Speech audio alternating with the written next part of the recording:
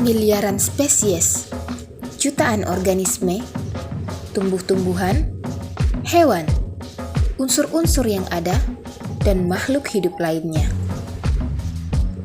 Ini kisah dan petualangan mengenai fakta tersembunyi pada alam. Sifat, klasifikasi, sejarah, adat istiadat, perkembangan makhluk hidup, dan perilaku sehari-hari mereka. Mereka bersatu dalam sebuah planet yang disebut Bumi. Kami mencoba merangkum dan menjabarkan secara singkat semua misteri, kisah yang tersembunyi, dan rahasia alam yang terungkap dengan keramat alam. Kita semua tahu, rumput adalah tumbuhan liar yang sangat mudah ditemui. Bahkan, mereka cukup mendominasi di planet ini.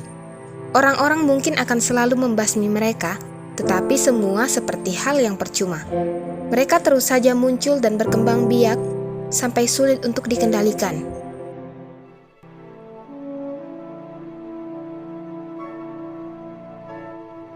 Rumput jajagoan atau Panicum colonum merupakan salah satu rumput yang tumbuh subur dari famili Poaceae dalam genus Panicum.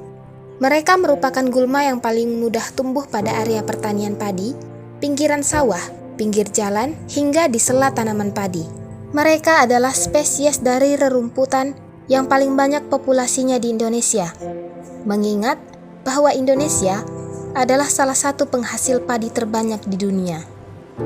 Berdasarkan penelitian, sekitar 450 spesies rumput Panicum telah menyebar ke seluruh benua, terutama di wilayah tropis. Meskipun ada beberapa yang hidup di zona iklim utara.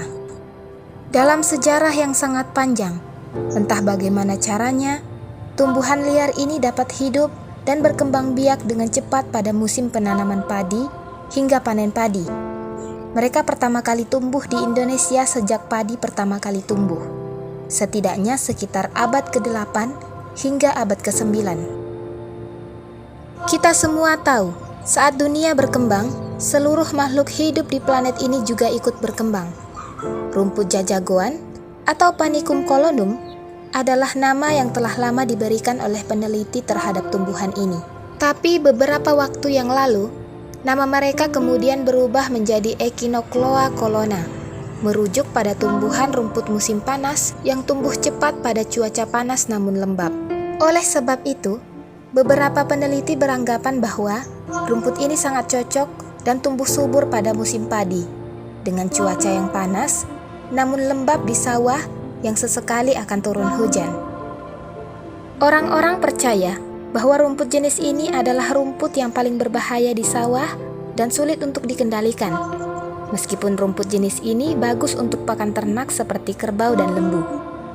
Saya pikir pertanyaan yang paling penting adalah bagaimana cara mengendalikan rumput jajagoan? Di alam bebas, gulma menyebar melalui beberapa cara.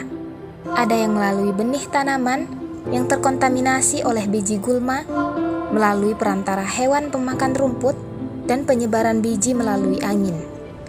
Orang-orang pada umumnya telah melakukan pencegahan pertumbuhan gulma, meskipun tanpa mereka sadari, seperti membajak sawah dengan traktor atau cangkul, bahkan hingga membakar lahan sebelum bertani.